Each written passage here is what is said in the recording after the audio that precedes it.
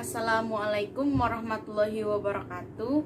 Kepada yang terhormat Ibu Dr. Endang Sri Budi Herawati, SE MPD, selaku dosen pengampu mata kuliah inovasi pembelajaran yang telah memberi kesempatan kepada saya untuk berpresentasi hari ini.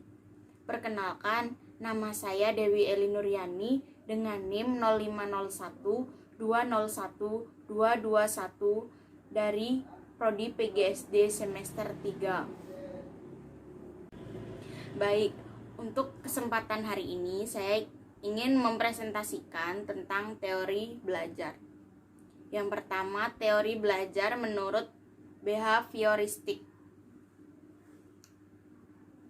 Menurut teori behavioristik, belajar adalah perubahan tingkah laku sebagai akibat dari adanya interaksi, stimulus, dan respon.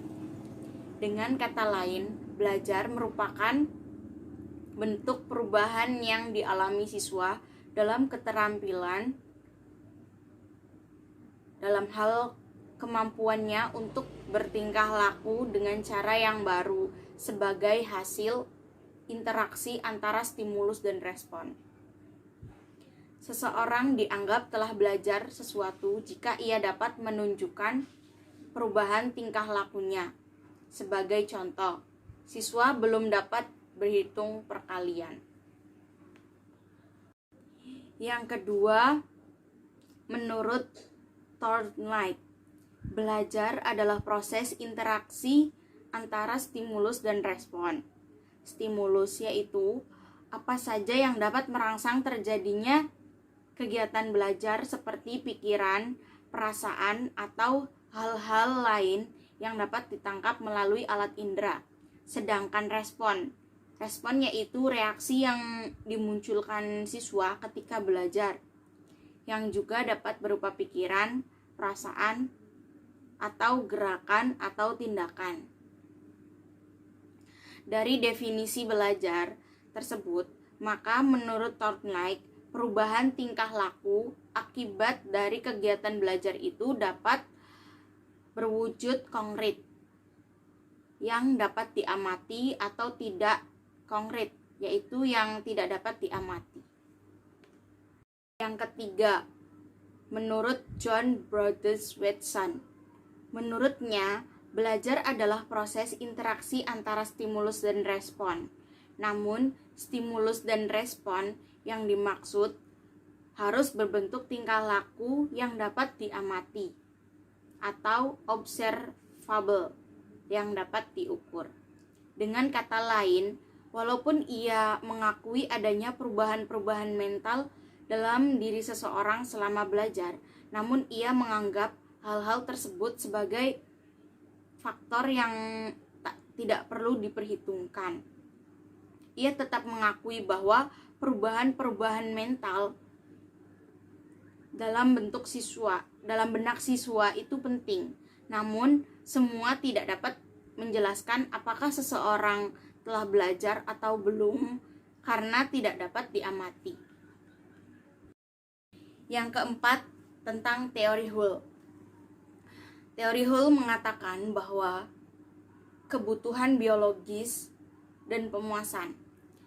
Kebutuhan biologis adalah penting dan menempati posisi sentral dalam seluruh kegiatan manusia.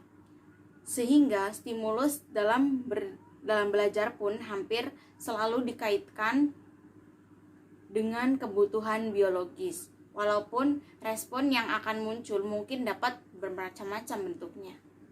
Yang kelima, dari Edwin Ray Guthrie. Ia mengemukakan bahwa stimulus tidak harus berhubungan dengan kebutuhan atau pemuasan biologis. Sebagaimana yang dijelaskan oleh Chark dan Hull, dijelaskan bahwa hubungan antara stimulus dan respon cenderung hanya bersifat sementara. Oleh sebab itu, dalam kegiatan belajar, siswa perlu sesering mungkin diberikan stimulus agar hubungan antara stimulus dan respon itu bersifat lebih tetap. ia juga mengemukakan agar respon yang muncul sifatnya lebih kuat dan bahkan menetap. Maka diperlukan berbagai macam stimulus yang berhubungan dengan respon tersebut. Yang keenam, aplikasi teori behavioristik dalam kegiatan pembelajaran. Aplikasi teori behavioristik dalam kegiatan pembelajaran tergantung dari beberapa hal seperti tujuan pembelajaran, sifat materi pembelajaran, karakteristik siswa, media, dan fasilitas pembelajaran yang tersedia. Pembelajaran yang dirancang dan dilaksanakan berpijak pada teori behavioristik, memandang bahwa pengetahuan adalah objektif, pasif, tetap, dan tidak berubah. Pengetahuan telah terstruktur dengan rapi, sehingga belajar adalah pemerolehan pengetahuan, sedangkan mengajar adalah memindahkan pengetahuan ke orang yang belajar atau siswa. Siswa diharapkan akan memiliki pemahaman yang sama terhadap pengetahuan yang diajarkan. Artinya, apa yang dipahami oleh pengajar, itulah yang harus dipahami oleh murid. Tujuan dari teori behavioristik yaitu 1. Membentuk kebiasaan siswa. Jangan berharap kepada kebiasaan itu akan terbentuk dengan sendirinya. Yang kedua, berhati-hati jangan sampai membentuk kebiasaan yang nantinya harus diubah. Karena mengubah kebiasaan yang telah terjadi adalah hal yang sangat sulit. Yang ketiga, jangan membentuk 2 atau lebih kebiasaan. Jika kebiasaan satu saja sudah cukup. Yang keempat, bentuklah kebiasaan dengan cara yang sesuai dengan bagaimana kebiasaan itu akan digunakan. Yang kedua, teori tentang belajar kognitif. Menurut teori belajar kognitif, belajar merupakan perubahan persepsi dan pemahaman yang tidak selalu dapat terlihat sebagai tingkah laku yang nampak. Teori perkembangan menurut Jean Piaget. Yang pertama, yaitu proses perkembangan kognitif anak sangat berbeda dari orang dewasa. Yang kedua, anak-anak berubah melalui 4 tahap perkembangan secara otonom dan mandiri. Yang ketiga, guru harus memerintahkan atau memberikan tugas yang sesuai dengan tahapan perkembangan anak dan memelihara kemandirian berpikir dan kreativitas. Yang keempat, tujuan akhir dari pendidikan adalah menciptakan manusia yang dapat membuat sesuatu yang baru.